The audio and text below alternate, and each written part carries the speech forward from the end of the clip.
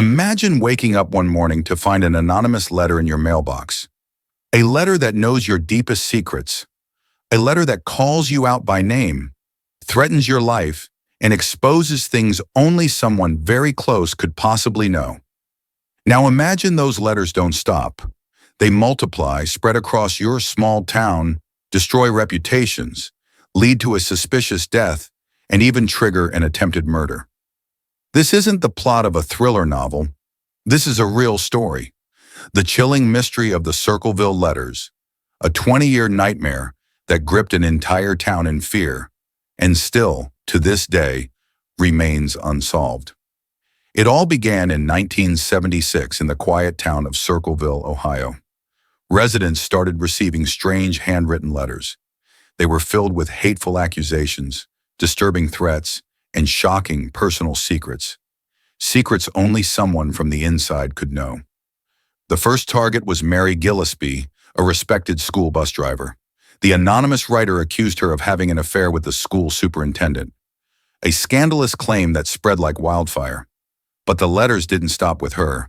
Soon more people across Circleville were receiving threats, and the whole town was consumed by paranoia. Was it a neighbor, a friend, or someone even closer? The situation turned deadly in August 1977.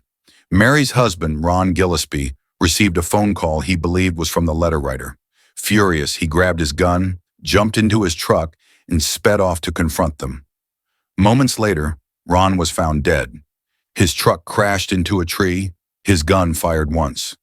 Police called it an accident, but locals believed otherwise. Some even suspected foul play, and many believed the letter writer was behind his death. The letters, however, continued. More threats, more accusations, and then something even more sinister. In 1983, Mary discovered a strange wooden box attached to a roadside sign near her bus route. Inside was a shotgun rigged to fire, a deadly booby trap meant to kill whoever tampered with it. Thankfully, the trap malfunctioned, but the message was clear. The writer wasn't just sending threats anymore. They were ready to kill. Police traced the gun used in the trap back to Paul Freshour, Mary's brother-in-law. Paul had never been suspected before, but now he was arrested and charged with attempted murder. During the trial, handwriting experts claimed the threatening letters matched Paul's writing style. Prosecutors argued he was behind the entire campaign.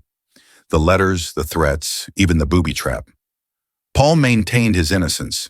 He claimed he was being framed. His friends described him as a quiet, law-abiding man with no reason to terrorize his own family. But despite his defense, the jury found him guilty in 1984. He was sentenced to up to 25 years in prison. And here's where the case takes an unbelievable turn. While Paul was in prison, the letters didn't stop. In fact, new ones appeared, including one addressed directly to Paul himself. How could a man locked behind bars still be sending letters? The police offered theories.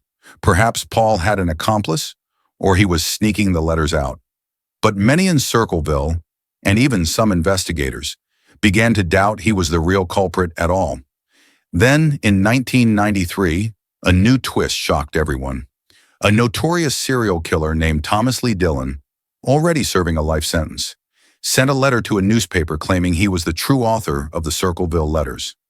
Was he seeking attention or telling the truth? Police investigated but could never prove his involvement. By the mid-1990s, after nearly 2 decades, the flow of threatening letters finally stopped.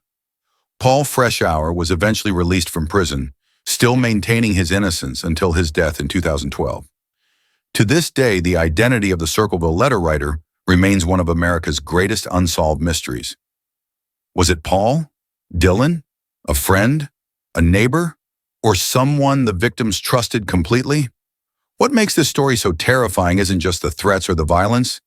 It's the idea that the person behind it all was likely someone from within that small community. Someone who knew every secret, every weakness, and used them to destroy lives. And the most chilling part? They may have never been caught. So tell me, if you started receiving anonymous letters exposing your secrets, who would you suspect?